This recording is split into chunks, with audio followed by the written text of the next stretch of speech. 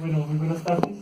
Sean todos bienvenidos a la sustentación de mi tesis para optar al título de Magíster en Informática, el cual es titulado Modelado computacional de redes multinivel para la identificación del conjunto de factores, procesos y asociaciones moleculares comunes en diferentes redes biológicas.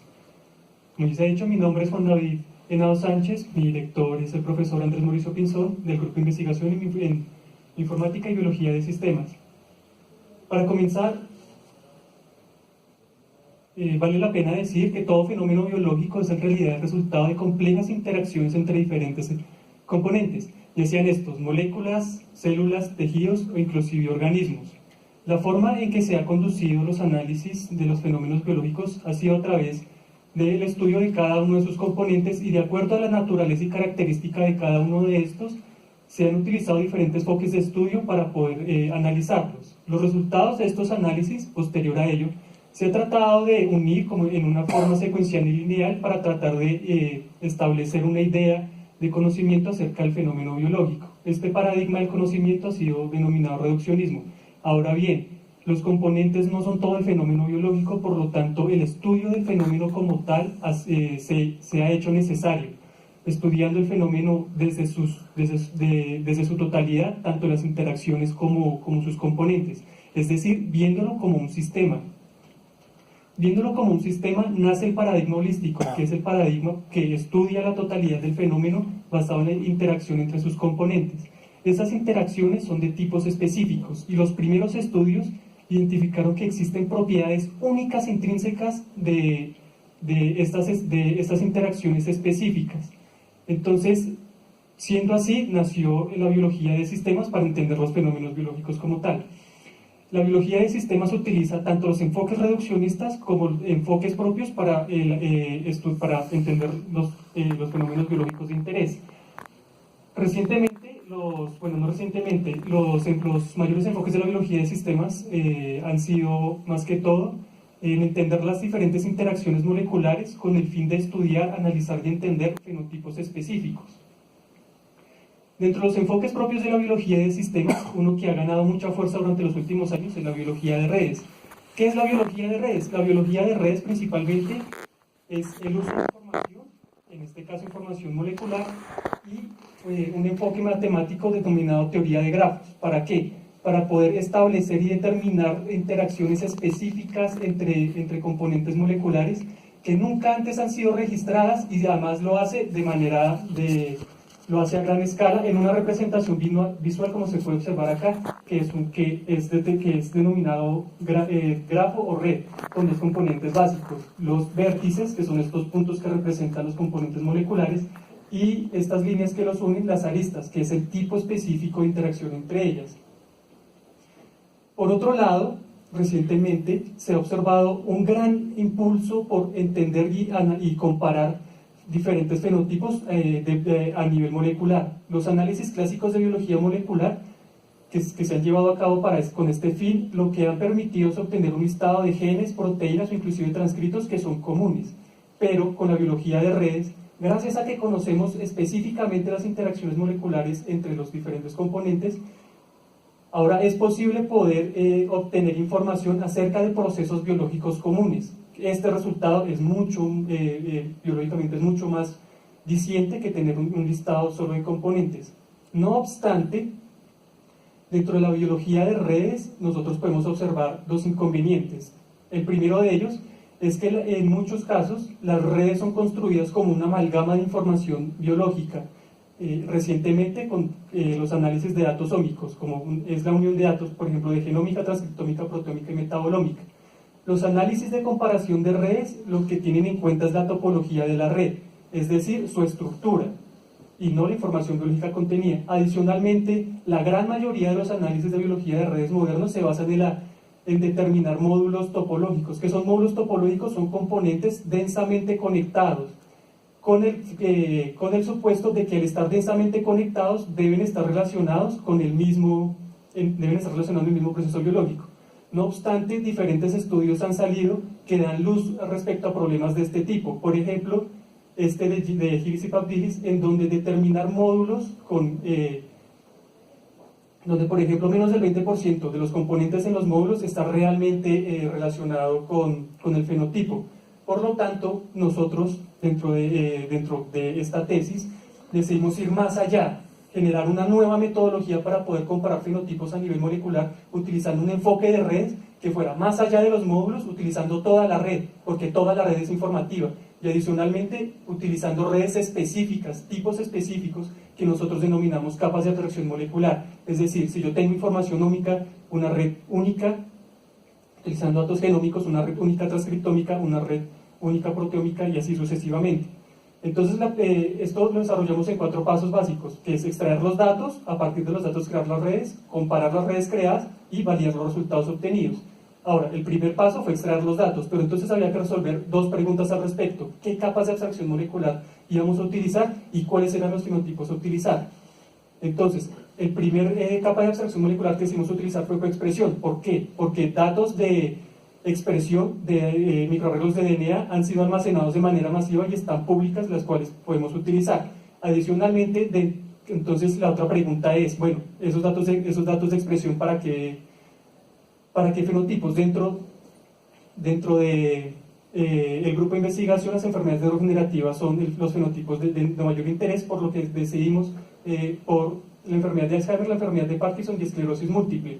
De estas 3 enfermedades, lo que hicimos fue traer los datos de expresión de microarreglos de DNA a partir de la base de datos de GeoDataSets, utilizando primero una búsqueda avanzada, utilizando el término MESH y el nombre de la especie, en este caso solo humanos. Adicionalmente, pues realizamos un pequeño script para poder obtener de todos esos resultados datos específicos de microarreglos. Posteriormente decidimos utilizar un fenotipo menos relacionado, no tan relacionado con enfermedades neurodegenerativas, pero sí más alejado para darle un poco más de poder, para poder evaluar un poco más el poder de predictibilidad de nuestro método. Para eso utilizamos la base de datos de DigiNet, que es una base de datos que me permite crear una red de enfermedad. Ubicamos cuáles eran las 3 enfermedades dentro de la red, buscamos los primeros vecinos y en los segundos vecinos, donde hubiera información de datos de microarreglos en la base de datos que siguieran los lineamientos seguidos para las 3 enfermedades anteriormente mencionadas, y de este proceso, pues el que pasaba todos los criterios fue la enfermedad de esquizofrenia. Ahora, la segunda capa de interacción molecular que decidimos utilizar fue interacción proteína-proteína, porque ese tipo de red ha sido la más estudiada en redes biológicas. Entonces nosotros acordamos que durante el proceso de extracción de genes diferencialmente expresados íbamos a usar estos listados como query en la base de datos string, la cual es la base de datos más importante de interacción proteína-proteína, dado que tiene diferentes tipos de soporte para validar estas interacciones. De esto, los primeros resultados mostramos que acá estaban en el orden de los miles, pero acá hay información de todo tipo, desde las muestras hasta los datos de microarreglos. Con la limpieza del pequeño script que nosotros realizamos, aquí obtenemos estos datos, se ve la reducción, pero aquí ya estamos hablando de datos de expresión específicos. Ahora, para poder comparar, para poder hacer comparables estos microarreglos, lo que decidimos fue identificar el chip de microarreglo más utilizado. En este caso fue el identificado GPL570, el cual hace parte de la casa comercial Affymetrix. De esto, entonces, para enfermedad de Alzheimer, 10 microarreglos fueron escogidos, 9 en Parkinson, 11 en esclerosis múltiple y 4 en esquizofrenia. El segundo paso, entonces, fue, a partir de estos datos ya colectados, ¿qué es lo que tenemos que hacer? ¿Cuál es la metodología para obtener las redes de expresión e interacción proteína-proteína? Para ello, nosotros creamos un paquete NR denominado CoexNet, el cual tiene la capacidad de hacerlo todo en uno. Es un paquete que puede seguir un flujo de trabajo. Este flujo de trabajo consiste en que se pueden descargar desde la base de datos de GeoDataSet a la computadora del usuario en un sistema de archivos que contiene 3 archivos principales. El nombre la información de la muestra, los datos de intensidad lumínica de la muestra y la información del chip. Estos datos de microarreglos son cargados en el ambiente de trabajo R como un objeto Affybatch. Adicionalmente es posible obtener una tabla donde se relacionen qué zonas corresponden a qué gen para obtener una matriz de expresión gen contra muestras. Bueno, estos datos de intensidad lumínica fueron normalizados con el método VSN, y adicionalmente para obtener esta matriz de expresión genes contra muestras, los valores de las muestras para un gen específico se obtuvo por cada una de las muestras la mediana, obteniendo así nuestra matriz de expresión. Cada matriz de expresión fue evaluada con el coeficiente de variación y para aquellos que nosotros considerábamos las más variables fueron rechazadas para evitar obtener ruido de fondo posterior. Posteriormente, todo esto hace parte del flujo de trabajo del paquete NR que nosotros desarrollamos. También es posible desarrollar los análisis de expresión diferencial, esto fue para cada uno de las matrices de expresión. Para estos análisis de expresión diferencial utilizamos el método ACDE, desarrollado por el grupo de investigación de la profesora Liliana López Klein, teniendo en cuenta tres diferentes CFRs esperados, 0.05, 0.2 y 0.3, para aumentar el poder predictivo en número de genes diferencialmente expresados. De esto nosotros obteníamos un listado de los genes diferencialmente expresados. ¿Qué hicimos después? Unir todas las listas diferencialmente expresadas de las matrices de expresión para cada enfermedad y generamos una lista única, y de esta lista única obtuvimos todos los valores de las muestras de todas las matrices para obtener una única matriz de expresión que nosotros denominamos matriz de expresión de enfermedad. Esto fue desarrollado para cada una de las enfermedades. Posteriormente, para transformar esta matriz de expresión en una matriz de una red de coexpresión, es necesario obtener un valor umbral. ¿Cómo nosotros obtuvimos un valor umbral? Nosotros generamos una función específica para el valor umbral, que es algo que poco se ve en otros paquetes de desarrollo para obtener redes de coexpresión. Entonces, esto consistió en dos pasos básicos. El primer paso fue, desarrollar esta metodología basada en unos trabajos previos. Entonces, para ello, cada una de sus matrices de expresión fueron transformadas en una matriz de correlación utilizando el valor absoluto del coeficiente de correlación de Pearson. Posteriormente generamos un arreglo de posibles valores umbrales desde 0.01 hasta 0.99 con un aumento de 0.01. A cada uno de estos valores, fue utilizado como criterio para obtener la matriz de adyacencia. Esta matriz de adyacencia, para cada una de estas matrices, se obtuvo el coeficiente de clusterización y adicionalmente se calculó un valor de coeficiente de clusterización aleatorio utilizando los parámetros utilizados en el trabajo de Leal y colaboradores en el 2014.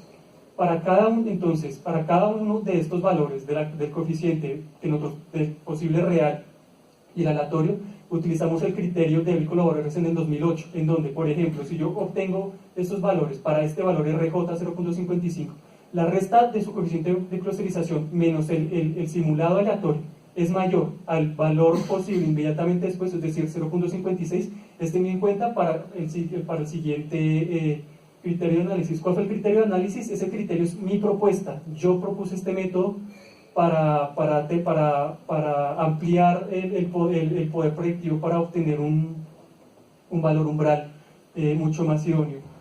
¿Cuál fue esto? Entonces, a partir de este arreglo filtrado, nosotros volvemos a obtener la matriz de adyacencia. De esta matriz de adyacencia calculamos la distribución de grado. Para cada una de estas distribuciones de grado, lo que hicimos fue una bondad de ajuste de Kolmogorov-Smirnov para una prueba de normalidad, esperando rechazar hipótesis nula, dado que pues, en principios de biología de redes las distribuciones de grado normales son relacionadas con redes aleatorias. De los valores que hayan pasado estos dos parámetros, se escoge el mínimo, que es el umbral mínimo por el cual se obtiene una red que se puede considerar real, y este valor es utilizado para obtener nuevamente una matriz de adyacencia y a partir de ella la red de coexpresión. Adicionalmente, para obtener las matrices de las redes de interacción proteína-proteína, se desarrolló una función que permite utilizar de una forma mucho más amable la API de string para R. Entonces, como habíamos acordado anteriormente, se van a utilizar los genes diferencialmente expresados como query.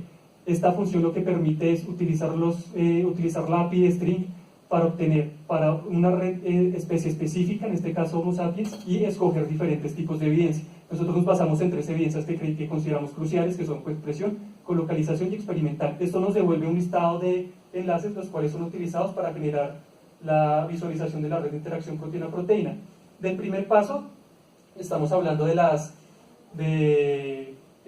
paso del coeficiente de clusterización. Aquí nosotros podemos observar que estos tres microarreglos en Alzheimer, en Parkinson y estos dos en esclerosis múltiple, fueron considerados muy valiosos por los cuales fueron eliminados, y estos microarreglos adicionalmente también consideramos que debían ser descartados, ya sea por dos criterios, porque el FDR definitivamente no fue posible obtenerlo dentro de los CFRs esperados y fue muy alto, o bien el número de genes diferencialmente expresados era muy alto. El número de genes totales era de 21.049, y aquí por ejemplo 21.043, pues, lo cual no tiene mucha lógica biológica. Entonces, de este procedimiento, 3 microarreglos fueron utilizados en Alzheimer, 5 en Parkinson, 5 también en esclerosis múltiple y 3 en esquizofrenia. Cuando realizamos la unión de estos listados para obtener la matriz única de expresión de cada enfermedad, tenemos una de 562 contra 56 muestras en Alzheimer. De esto podemos obtener un valor umbral de 97. En Parkinson de 2213 contra 104 muestras, obteniendo un valor umbral de 0,91. En esclerosis múltiple de 1449 genes contra 103 muestras, con un valor umbral de 0,97. Y en esquizofrenia de 1134 genes contra 182 muestras, con un umbral de 0,88. Aquí podemos observar el resultado de las redes de coexpresión. Podemos observar que en realidad el número de genes que acá se pueden observar pues no es elevado en comparación a otras redes de coexpresión que se ven en la literatura, pero en algunos casos el poder predictivo de la coexpresión ya es más considerable. En cambio, en las redes de interacción con una proteína vemos que el tamaño con respecto a las de coexpresión son más pequeñas, pero hay que tener en cuenta que estos datos de microarreglos también tienen para genes hipotéticos y algunos identificadores que no son reconocidos por STRING, dado que ya son propuestos o están relacionados con otro tipo de productos, como por ejemplo mRNAs. Adicionalmente decidimos hacer una pequeña validación para determinar que efectivamente estos resultados no fueron dados por azar, porque es importante pues, que los resultados no hayan sido dados por azar. Lo que hicimos fue determinar el valor Z utilizando los coeficientes de clusterización contra 1000 simulaciones aleatorias. Aquí lo que podemos observar tanto en coexpresión como en interacción con una proteína es que definitivamente las redes no fueron dados por azar. Adicionalmente, lo que hicimos fue determinar el valor de correlación para la ley de potencias, y aquí podemos observar adicionalmente que para ambas capas de abstracción molecular los valores son considerablemente altos. El tercer paso fue entonces desarrollar el método para generar las comparaciones entre los fenotipos para cada capa de abstracción molecular. Entonces pues, las preguntas eran cómo íbamos a realizar estas comparaciones, adicionalmente de esas comparaciones qué es lo que queremos obtener, cuáles son los resultados que nosotros esperamos. Para ello, para cada capa de abstracción molecular, lo que hicimos fue obtener la red de intersección de todas las posibles comparaciones. De estas redes de intersección esperábamos obtener, por ejemplo, si yo realizaba la comparación entre la red A y la red B, obtener esa intersección, esperamos obtener dos resultados. El primero de ellos eran lo que nosotros denominamos patrones de conectividad común, o CCP por sus siglas en inglés. Es decir, estos subgrafos iban a ser considerados, cada subgrafo por separado iba a ser considerado un patrón de conectividad, siendo acá, como se puede observar, dos. Y adicionalmente los componentes compartidos son estos vértices que no están dentro de ningún CCP, pero igual aparecen como comunes entre los fenotipos. En este procedimiento podemos observar que efectivamente nosotros obtuvimos una serie de componentes patrones de conectividad común para ambas enfermedades con diferentes dimensiones. No sigue ninguna dimensión uniforme. Esto es importante, ya les explicaré por qué. Fue posible obtener estos patrones de conectividad común para todas las posibles comparaciones entre dos enfermedades, y adicionalmente entre Parkinson, esclerosis múltiple y esquizofrenia pudimos obtener este patrón de conectividad común. En Parkinson el mismo fenómeno. Aquí podemos observar que los patrones de conectividad común inclusive pueden ser más variados a pesar de que las redes son más pequeñas. E inclusive el tamaño también es considerable a pesar de que las redes son pequeñas. Esto es más diciente sobre la información molecular que se encuentra dentro de las redes de interacción proteína-proteína. Por ejemplo, esta también entre Parkinson y esquizofrenia, este patrón pues tiene un tamaño bastante considerable, y además es posible encontrar muchos patrones de conectividad común. Posteriormente, en interacción con una proteína, para todas las posibles comparaciones entre dos fenotipos, también fue posible encontrar patrones de conectividad común. E inclusive entre Alzheimer, Parkinson y esclerosis múltiple pudimos obtener uno, entre la enfermedad de Alzheimer, Parkinson y esquizofrenia también un patrón de conectividad, y entre enfermedad de Parkinson, esclerosis múltiple y esquizofrenia 4 patrones. Aquí podemos observar el número de elementos compartidos que nosotros pudimos obtener. Pudimos obtener una serie variada de componentes, desde 7 hasta 81. También fue posible obtener patrones de elementos compartidos en todas las posibles comparaciones entre dos fenotipos, 3 fenotipos, y aquí cabe resaltar que también pudimos obtener entre los 4 fenotipos, siendo 4 componentes en coexpresión y 3 componentes en interacción proteína-proteína. Además, estos componentes también vale la pena ser validados, ¿sí? Para que no fueran dados por azar. Lo que hicimos fue utilizar otra vez el criterio del valor Z utilizando los números de enlaces y un método de bootstrapping. Aquí se puede observar que definitivamente ninguna red en coexpresión fue dada por azar y adicionalmente ningún resultado dado es repetible por azar. Y lo mismo sucede en interacción proteína-proteína. Este valor se nos muestra que no son dados por azar y ningún resultado es repetible por métodos de bootstrapping. Finalmente, el cuarto paso fue validar los resultados, es decir, ¿tienen algún sentido biológico? Podemos extraer información biológica porque a fin de cuentas pues es importante, pues lo importante de eso es que es un método que se ha aplicado también a la biología. Entonces, para ello lo que hicimos fue, para cada uno de los componentes en coexpresión, determinamos, volvimos a obtener cuáles eran las ondas, los identificadores de las ondas. ¿Por qué? Porque nosotros, como nos basamos en datos de microarreglos de DNA, existe una base de datos específica para datos de microarreglos, para realizar análisis de enriquecimiento en datos de microarreglos de DNA, el cual es David. Y utilizando esta base de datos queríamos determinar si podíamos encontrar por enriquecimiento rutas biológicas o categorías de Gene Ontology. Para los patrones de conectividad común en interacción con una proteína, hicimos una metodología similar que fue obtener para cada uno de esos identificadores dentro de los SPs. Lo que hicimos fue observar, lo utilizamos como query para la base de datos Enricher, la cual es una base de datos especializada también en enriquecimiento, para obtener las posibles rutas biológicas o los posibles Gene Ontology. Adicionalmente, observamos todas las interacciones específicas entre los componentes y rastreamos en string si era posible rastrear cuál era la evidencia que soportaba cada una de estas interacciones y adicionalmente si podíamos obtener una referencia de ellas. Finalmente, lo que hicimos fue, para los componentes, tanto los SPs y los elementos compartidos, lo que hicimos fue hacer una investigación, hacer una búsqueda exhaustiva en la literatura. Para cada uno de esos componentes realizamos una búsqueda para determinar si ese componente había ya referencias previas de su relación con alguna de las enfermedades para las cuales estaba asociado. Bueno, de esto obtuvimos unos resultados bastante interesantes, que fue primero coexpresión entre esclerosis múltiple y esquizofrenia, un enriquecimiento para la ruta de interacción receptor-ligando neuroactiva, donde aquí podemos observar los componentes relacionados y adicionalmente podemos obtener cuál es el ligando específico, serotonina, acetilcolina o L-glutamato, o en este caso son estas proteínas señal en el caso de SGA. Adicionalmente también para esclerosis múltiple y esquizofrenia también pudimos obtener un enriquecimiento para la ruta de señalización de calcio, donde desde la base de datos que podemos obtener los ortólogos y adicionalmente podemos observar que también son proteínas receptoras de membrana, que son dependientes de ciertos neurotransmisores. Y pues aquí podemos observar pues un pequeño resumen de la ruta de señalización de calcio, donde puede o bien el calcio ser exportado por exocitosis o ir a otros procesos biológicos como contracción, metabolismo, proliferación, fertilización, entre otros. Aquí podemos observar en esta tabla las categorías Gene Ontology obtenidas, resaltando que entre enfermedad de Parkinson y esquizofrenia, esta fue la mayor cantidad de elementos para los cuales fue posible obtener, perdón, me salté uno.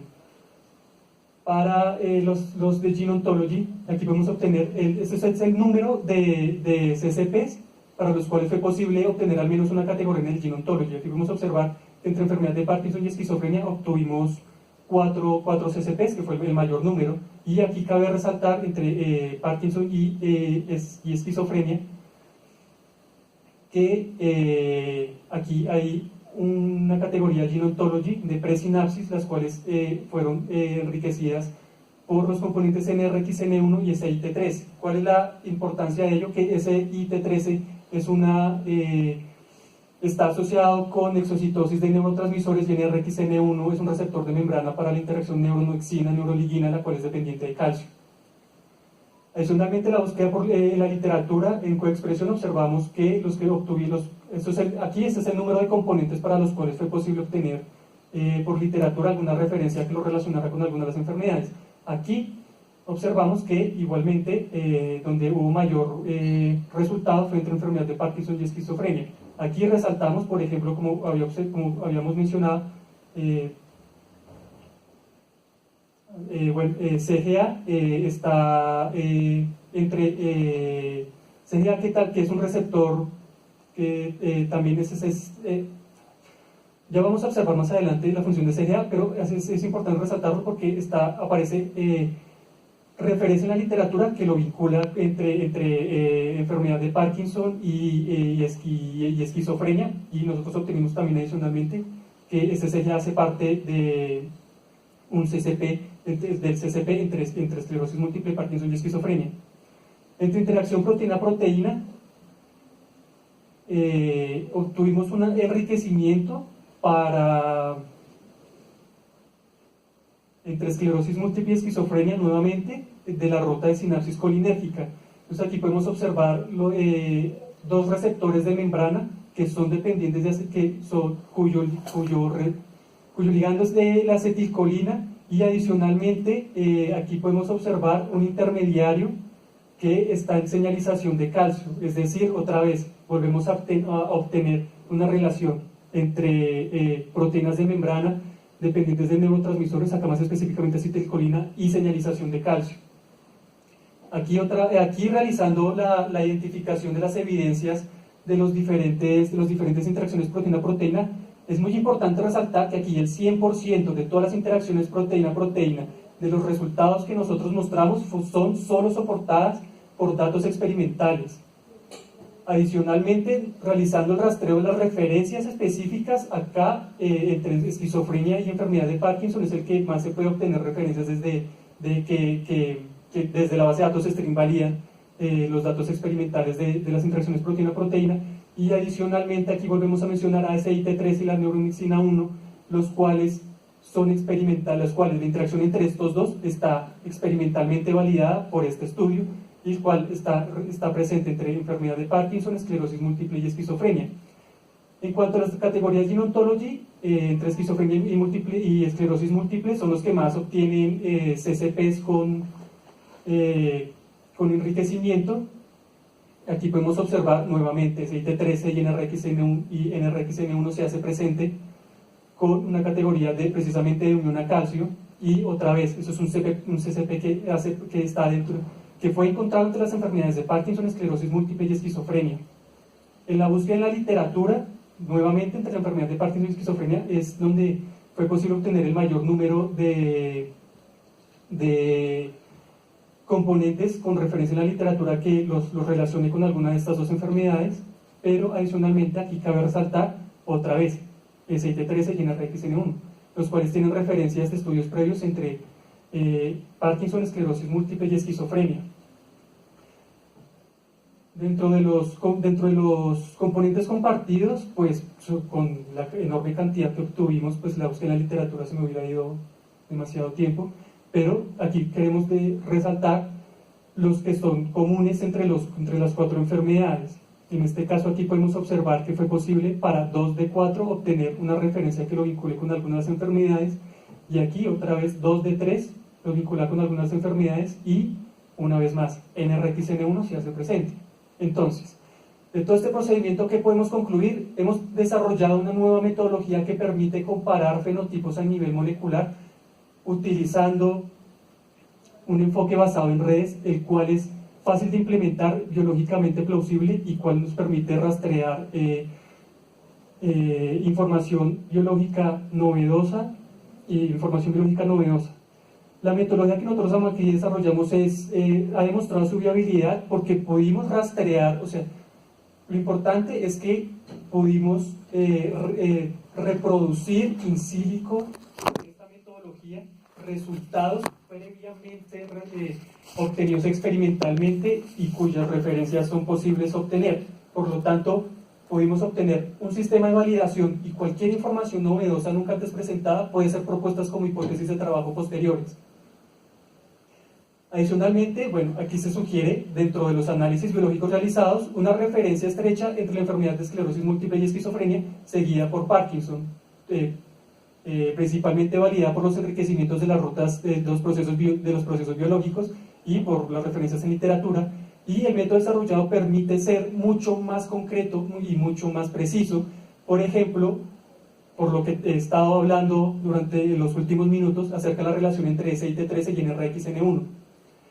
Las recomendaciones, pues bueno, es poder asociarnos con diferentes grupos y generar validaciones experimentales de los resultados aquí mostrados, desarrollar unos nuevos métodos para que sean más estrictos con determinar el ruido de fondo en microarreglos, apoyar la automatización de decisiones, porque en muchos casos, como se observa en la gran mayoría de papers para la creación de redes de coexpresión, muchos criterios son tomados solo por el investigador y pues no son muy estrictos, y la automatización es necesaria para ser estrictos con la toma de decisiones y aplicar este método para diferentes tipos de fenotipos. Pues la gracia de esto es que sea no solo para fenotipos de enfermedad.